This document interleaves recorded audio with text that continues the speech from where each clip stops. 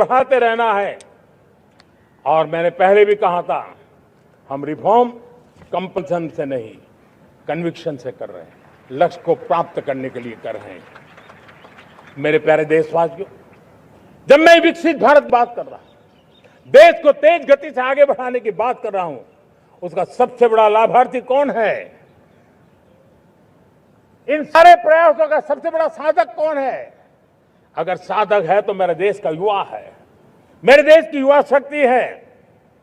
विकसित भारत की यात्रा में युवाओं की बहुत बड़ी भूमिका है।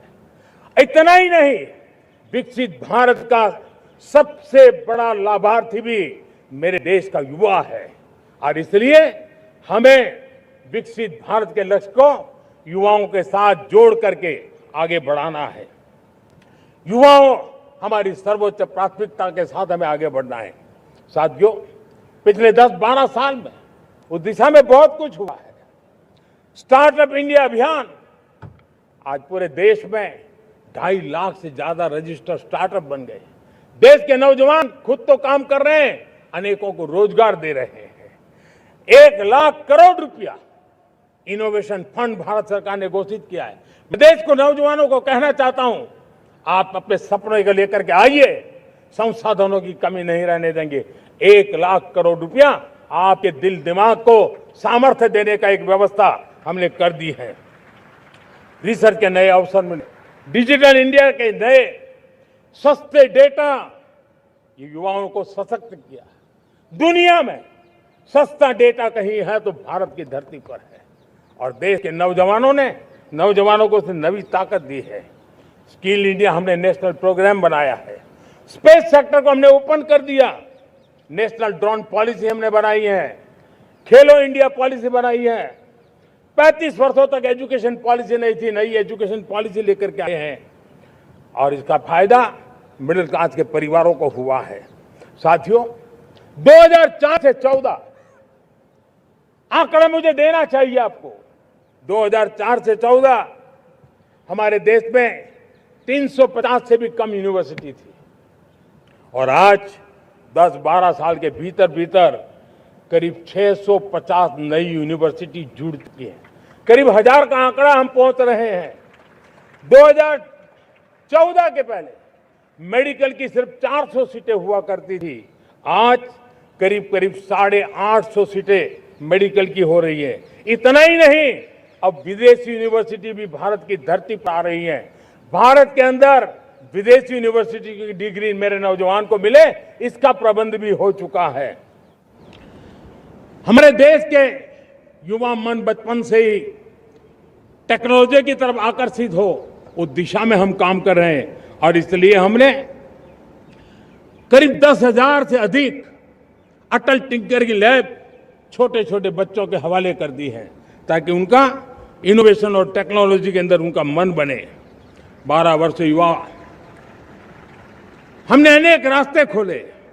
हम स्टार्टअप ओपन कर दिया। आपने देखा होगा, भारत के प्राइवेट स्टार्टअप 28 साल की एवरेज उम्र के बच्चों ने, नौजवानों ने दुनिया में पहले ही ट्रायल में अपना सैटेलाइट लॉन्च कर दिया और रॉकेट लॉन्च कर दिया। उन्होंने बहुत बड़ा काम कर दिया साथियों।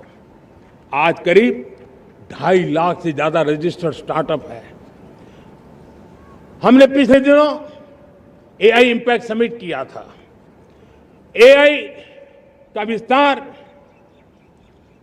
बहुत तेजी से बढ़ रहा है। लाल किले से मैं देश के नौजवानों के लिए घोषणा करना चाहता हूं। हमने तय किया है कि आने वाले 1 वर्ष में 1 करोड़ युवाओं को एआई स्किल के लिए ट्रेनिंग देने का हम काम करेंगे, ताकि हमारा देश का नौजवान एआई की दुनिया में भी नेतृत्व करने का सामर्थ्य। मेरे साथियों, बायो इकोनॉमी एक नया क्षेत्र है। एक समय था 2014 के पहले सिर्फ 60,000 करोड़ रुपए का बायो इकोनॉमी का काम होता था। मेरे देश के नौजवान, आपने क्या कमाल कर दिया है। देखिए, नीतियां जब सही होती है, लक्ष्य जब साफ होता है, तो मेरे देश के नौजवान कैसा करके थे। बायो इकोनॉमी में देश की युवा शक्ति ने सामर्थ्य दिखाया है। 2014 के पहले जो 60,000 करोड़ का कारोबार था, आज वो कारोबार बायो इकोनॉमी 20 लाख करोड़ पहुंच चुकी है दोस्तों।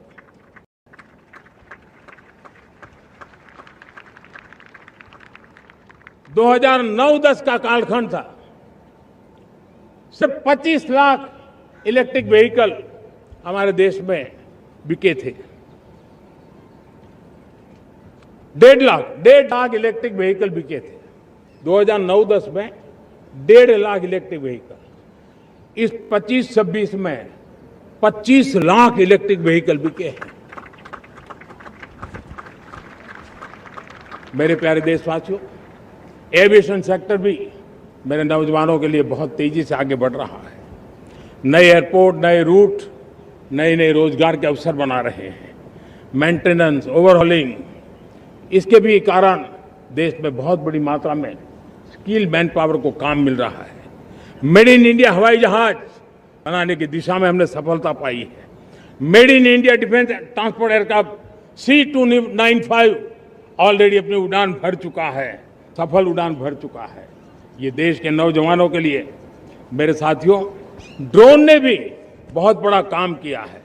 स्वामित्व योजना, गांव में ड्रोन से स्वामित्व योजना सफल हो रही है। करीब 3.25 करोड़ परिवारों को स्वामित्व योजना का लाभ मिला है और इसके कारण 140 लाख करोड़ रुपए जैसी संपत्ति अनलॉक हुई है, जिसके कारण बैंक से लोन मिल सकता है, लोग अपना कारोबार कर सकते हैं। मेरे प्यारे देशवासियों, हमारे मध्यम वर्गीय परिवारों के सामने एक बहुत बड़ा बोझ बन चुका है कोचिंग क्लासेस की स्पर्धा। हर माँ बाप को लग रहा है कि कोचिंग क्लास में बच्चे को नहीं भेजा तो हम प्रतिष्ठित परिवार नहीं है। इन गरीब और मिडिल क्लास परिवारों की हम चिंता करते हुए हजारों करोड़ रुपए का उनका खर्च है वो भी बचे, बेटे भी अपने आसपास रह सके, उनकी देखभाल हो सके, परिवार पर आर्थिक बोझ ना आए।